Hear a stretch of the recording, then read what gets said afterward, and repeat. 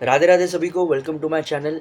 आज के Tuesday talk video में मैं फिर आपके लिए लेके आया हूँ भगवत गीता के श्लोक 41 से लेके श्लोक 50, जहाँ पे श्री कृष्ण अर्जुन को कर्म और धर्म के बारे में बताते हैं। तो ये पूरी वीडियो देखें, उसके बाद बात करते हैं। राधे राधे। तो आइए अब हम भगवत गीता का पाठ शुरू करते हैं। तो ये है अध्याय दूसरा, श्लोक 41वां, जो है व्यवसायिकमेका बुद्धिर्केह कुरुनंदन बहुशाखा ह्यानंताश्च बुद्धायो व्यवसायी नाम। यहाँ श्री कृष्ण अर्जुन से कहते हैं कि हे कुरुपुत्र, जो इंसान धर्म के मार्ग पर चलता है और मुझे अपने ध्यान में लेके चलता है, वो कभी भी भटक नहीं सकता। उनका लक्ष्य जीवन में एक ही होता है। लेकिन जो व्यक्ति इंटेलिजेंट है लेकिन फिर भी अधर्म के मार्ग पर चलता है, तो वो कभी भी एक मार्ग पर नहीं चल सकता, वो भटकते ही रहेगा। श्री कृष्ण हमें यही कहना चाहते हैं कि चाहे तुम कोई भी काम करो, किसी भी टाइप का काम करो, लेकिन अगर तुम धर्म से काम कर रहे हो, अपना कर्म, अपना कर्तव्य सही तरीके से कर रहे हो, तो तुम अपने साथ मुझे पाओगे। और अगर मैं तुम्हारे साथ हूँ तो तुम्हारे से कोई गलती नहीं हो सकती, तुम हमेशा सफल ही होगे।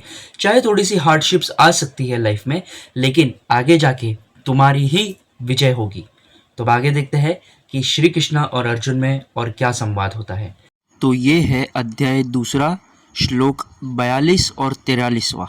यामी माम पुष्पिताम वाचम प्रवदन्त्य विपश्चितः वेदवार्तः पार्थ नान्यदस्तीति वादिनः कामात्मानः स्वर्गपरा जन्म कर्म फल प्रदाम क्रिया विशेष बाहुलाम भोगेश्वर्य गतिम प्रति। यहाँ श्री कृष्ण कह रहे हैं कि ऐसे भी व्यक्ति होते हैं जो वेदों में कुछ बातें ऐसी लिखी होती है जिन्हें पढ़ के उन्हें ऐसा लगता है कि हम यदि ये चीज़ करेंगे तो हमको स्वर्ग की प्राप्ति हो जाएगी, हम ये चीज़ करेंगे तो हमारा रीबर्थ नहीं होगा, हम ये चीज़ करेंगे तो ये होगा, ये चीज़ करेंगे तो वो होगा। लेकिन ऐसे व्यक्ति जो ये डिज़ायर में रह जाते हैं, वो लाइफ में कभी आगे नहीं बढ़ पाते, क्योंकि वो उसी चक्र में घूमते रहते हैं। और वासुदेव कृष्ण की ये बात बहुत ही सच है, क्योंकि अगर हम ये छोटी छोटी बातों में, छोटे छोटे डिज़ायर्स में फंस जाएंगे तो हमें कृष्ण की प्राप्ति, कृष्ण कॉन्शियसनेस कभी नहीं होगा। और यदि हमें लाइफ में आगे बढ़ना है, लाइफ में अगर हमें मोक्ष की प्राप्ति करनी है, तो हमें कृष्ण के चरण में ही मोक्ष की प्राप्ति मिलेगी। इसलिए हमें कृष्ण को, अपने आप को, अपने जीवन को कृष्ण में समर्पण कर देना चाहिए।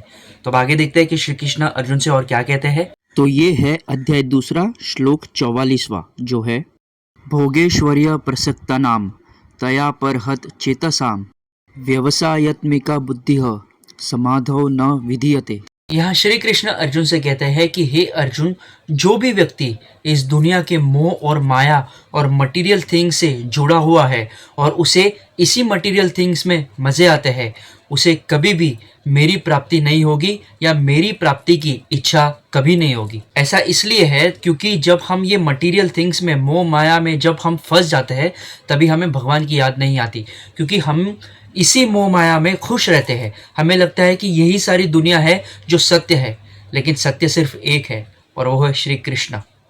अब आगे देखते हैं कि श्री कृष्ण अर्जुन से और क्या कहते हैं। तो ये है अध्याय दूसरा, श्लोक 45वां, जो है त्रैगुण्य विषया वेदा निस्त्रैगुण्यो भावार्जुन निर्द्वंद्व नित्य सत्वस्थो निर्योग क्षेम आत्मवान। यहाँ श्री कृष्ण अर्जुन से कहते हैं कि हे अर्जुन, जितनी भी तुम्हें एंग्जाइटीज होती है, जो गेन, सेफ्टी या प्रॉफिट के लिए तुम्हारे मन में आती है, और तुम्हारे जो ड्यूअल दिमाग होते हैं, जो डबल माइंड्स होते हैं, उसमें से तुम मुक्त हो जाओ और आगे बढ़ो, और आगे बढ़ के सेल्फ एस्टेब्लिशमेंट करो। श्री कृष्ण ऐसा इसलिए कहते हैं क्योंकि यदि हमारा लक्ष्य से ध्यान दूर हो गया और हमारा मन इधर उधर भटक गया, तो हम कभी भी उस चीज़ को प्राप्त नहीं कर पाएंगे जिस चीज़ के लिए हम इस जीवन में आए हैं। इसीलिए हमें आगे बढ़ता रहना है और हमारे लक्ष्य की ओर ध्यान रख के आगे बढ़ना है। अब आगे देखते हैं कि श्री कृष्ण अर्जुन से और क्या कहते हैं।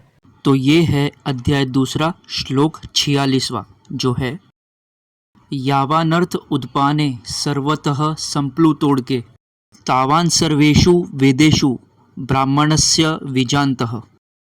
यहाँ श्री कृष्ण अर्जुन से कहते हैं कि हे अर्जुन, जैसे कि एक कुआं और एक बड़ा सा रिजर्वायर या तो एक रिवर सेम तरह का काम करता है, जो है प्यास बुझाना, वैसे ही अगर कोई ये वैदिक ज्ञान को समझ जाए तो उसका जीवन का पर्पस भी उसको समझ में आ जाएगा। श्री कृष्ण कहते हैं कि सेल्फ रियलाइजेशन बहुत ही ज़रूरी है, क्योंकि जब तक हमें खुद को पता नहीं चलेगा कि हमारा इस जीवन में आके पर्पस क्या है, तब तक हम ऐसे ही भटकते रहेंगे।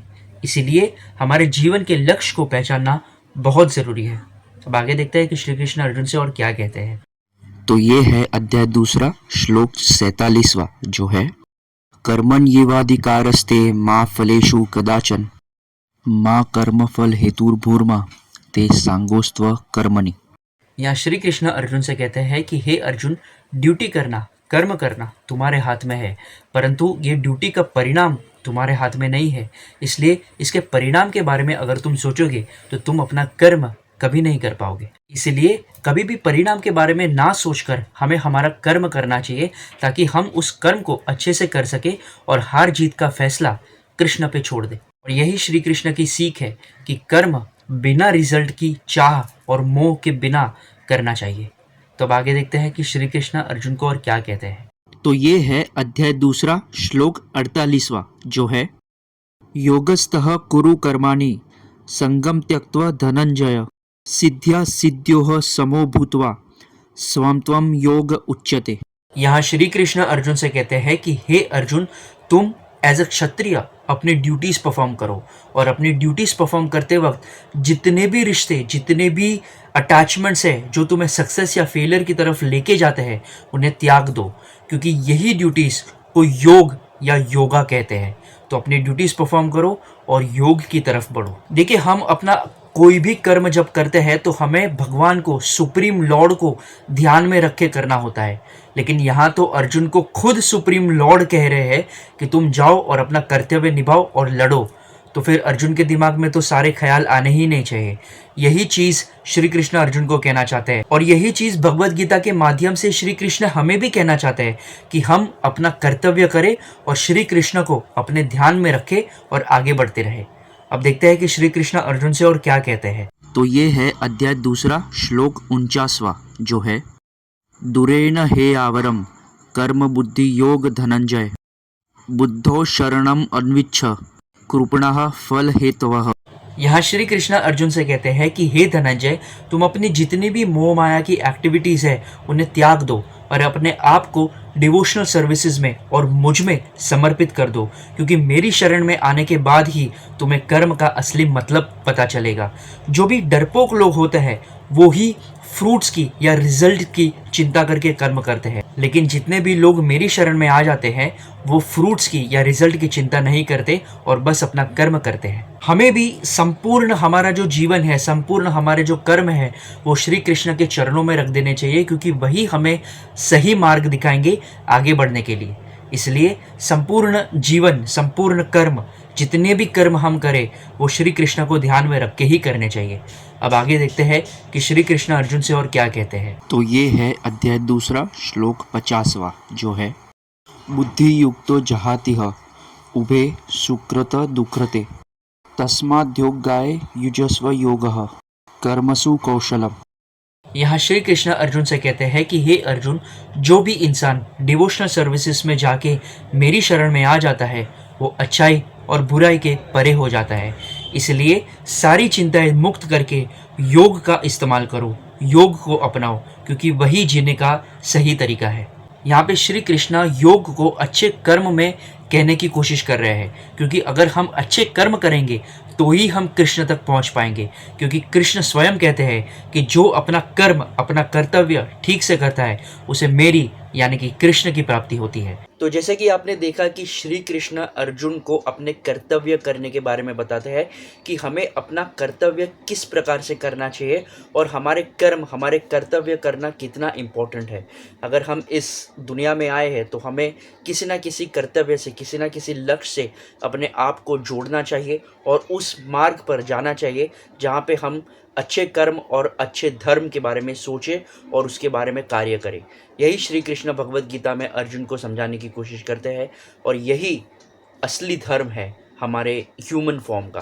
तो आई होप आप लोग को ये वीडियो अच्छा लगा, और ऐसे ही ट्यूसडे टॉक वीडियोज़ में जहाँ पे मैं आपके लिए भगवत गीता के श्लोक्स लाऊंगा, प्लीज़ सब्सक्राइब करिए, लाइक करिए और अपने फ्रेंड्स एंड फैमिली के साथ ज़रूर शेयर करिए। और ऐसे ही वीडियोस के लिए बने रहिए मेरे साथ, जहाँ पे मैं स्पिरिचुअलिटी, पॉजिटिविटी और ब्लॉग कंटेंट डालता रहता हूँ। तो मिलते हैं अगले वीडियो में, तब तक के लिए हरे कृष्णा, ओम नमः शिवाय।